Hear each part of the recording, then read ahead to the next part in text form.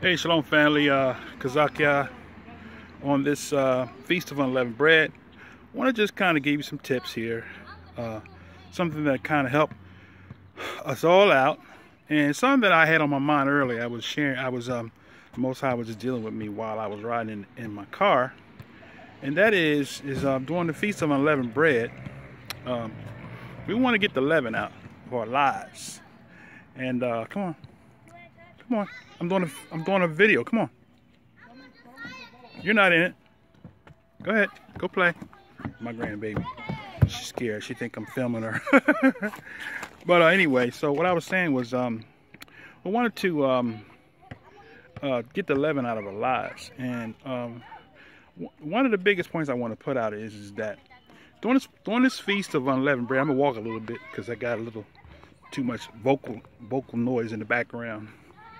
I'm outside, just enjoying nature.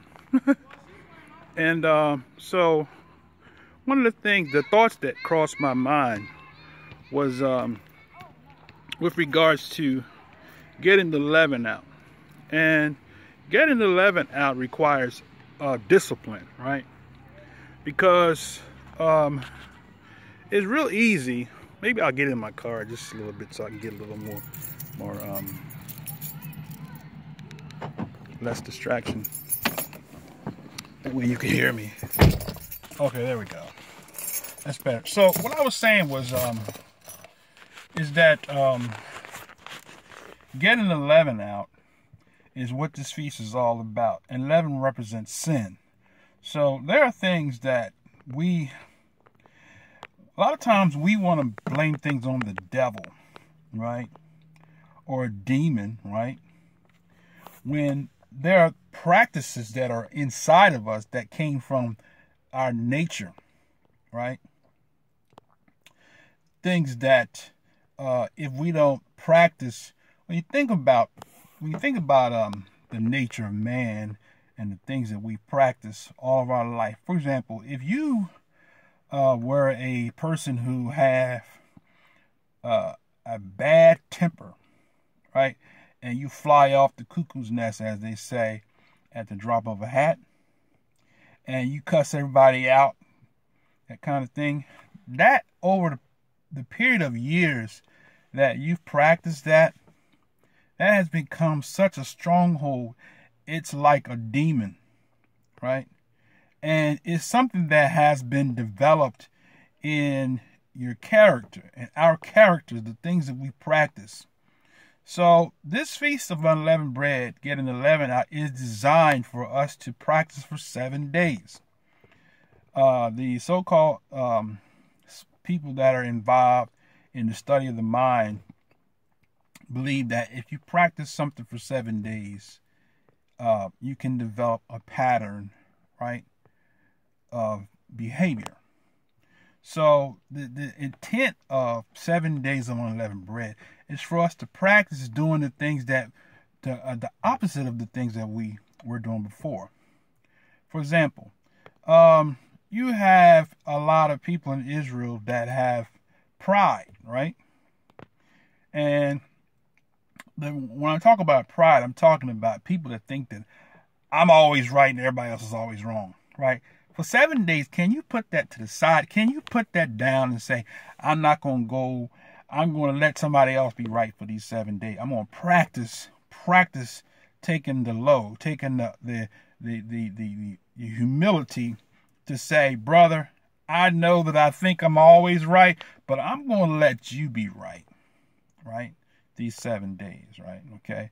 So that's just something that we're talking about, getting the leaven out. The literal leaven, the yeast that is in the bread, is symbolic of the sinful nature of man that's on the inside of us that causes us to disobey the Most High. Disobedience is in us. Practicing obedience takes work. Okay? So, for example, if you were a person who was used to lying all the time, my goodness, that is a demon that's hard to stop lying. And sometimes a lie is actually when you exaggerate something, right? You say, oh, I make 6 figures when you only make 75,000. That's an exaggeration, but that's a lie, right? So if you've been used to trying to make yourself look good in the eyes of everyone all the years, and then all of a sudden now you come into the knowledge of the covenant. Now you have to practice being honest and truthful, and it's hard. And a lot of times people are not honest and truthful, even in relationships, right? Okay, if you are moved by what you see, right? If what moves you in a relationship is, for men, a woman that's got, big breasts and big butt, right? And then you get married, but what moved you was the big breasts and the big butt. You have not developed or established yourself a discipline. So the same thing that you got married to get, you just might go and get it again on the side, or utilize the Hebraic way of living. Say, well, I can have more than one wife.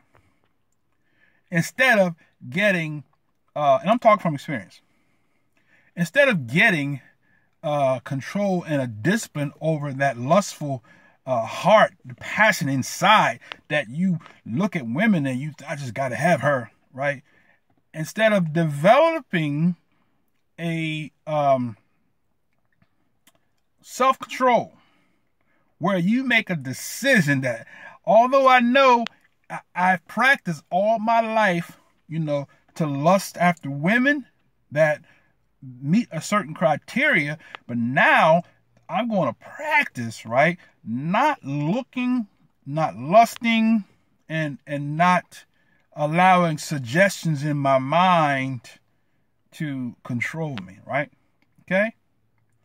So during this Feast of Unleavened Bread, this is why we've got to practice putting the leaven out, right? Practice, stop being self-righteous, because some people's leaven is self-righteousness, right? Everybody else is not righteous but you. So for 7 days, you got to put that self-righteousness on the back burner. You got to impale that spirit of self-righteousness during this Feast of Unleavened Bread, because why? The Most High is trying to break us, right? So we can't allow the leaven to live. So it's easier said than done, brothers and sisters. It's hard to know or to accept our shortcomings and our failures. Other people may tell us all the time, hey brother or hey sister, for example, something real small and minute. Okay, Israelites, we're blessed. The Most High has blessed us, brothers and sisters. I mean, us men sometimes, weather's coming, changing now, warm outside. I mean, you got a big, wide chest and broad shoulders, and some sisters got a weakness for that, right? But we've got to discipline ourselves to the point where we don't allow what the Most High bless us with to be a stumbling block for somebody else, right? There are a lot of sisters in this walk that are single, right? That don't have a husband, that don't have a ish, right? Somebody that they can call their own or have as a companion, okay? Some of the sisters are turned on by the Hebrew look. I mean, man, the beard, I like the garb, I like all that, just turns me on, right? So we got to be conscious of that, because we got to not allow what the Most High has blessed us with to be a stumbling block. And on the flip side of that, you sisters that are attracted to brothers like that, right? Because of that culture Hebraic look. You got to recognize that in you. And during this Feast of Unleavened Bread, you got to say, you know what? I'm not going to sit up here looking lust after these brothers, right? Or some brothers might smell good. They put on the right oils, or some brothers wear perfume or cologne. I should say cologne. And as soon as you hug that brother and you smell that cologne, now your mind that went somewhere. That is the flesh, right? And that's what we're trying to do during this Feast of Unleavened Bread. We're trying to get that flesh under subjection. Sha'ul said something about I beat my body and bring it under subjection, right? Lest that I be a castaway. So we got to be to the place where we allow, during this feast on unleavened bread, that we allow all of the things of the flesh to be suppressed and allow the things of the spirit to be released and to be expressed in our lives, right? So you're right all the time. So this week, you be wrong and let somebody else be right. Say something wonderful about somebody else's teaching ministry. You know, I'm going to this week, if Yah permits me the opportunity and the time, I'm going to go and I'm going to surf on the internet and find all the Hebrew brothers and teachers out there. And I'm going to have something good to say about those brothers that I come and I find. Because it's so easy, brother, to believe and to feel like that you are the only one that Yah has anointed in this hour, right? But no, we are not the only ones. The Most High has raised up and is still raising up people every day that's coming into this walk, and people that's been in this walk for a while, but they have abided their time, and now the Most High is giving them the go-ahead to go forward in this hour. So we should be able to have something good to say about another brother or sister that the Most High is using in this hour. There's a great need for it, brothers and sisters. So during this Feast of Unleavened Bread, let's all take the initiative to take the low road, brothers and sisters, right? Lose the pride, lose the self-righteousness, lose the arrogance, the lustful thoughts, the lustful deeds, the lustful actions, how we handle each other, being fake and false. Because you know what? Some Israelites can be fake. You can shake you, give you that threefold shake, and you can feel the fakeness from the time that they touch your hand. But it's time now, brothers and sisters, for us to be real, right?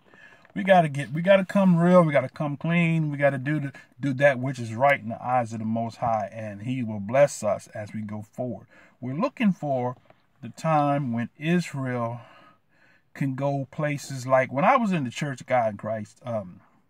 There was a certain dress code that the ordained elders had, and the bishops had, and whatever city you went to, soon as you saw that, you knew that was an ordained elder. You walk up to that brother and you used that language and spoke to that person,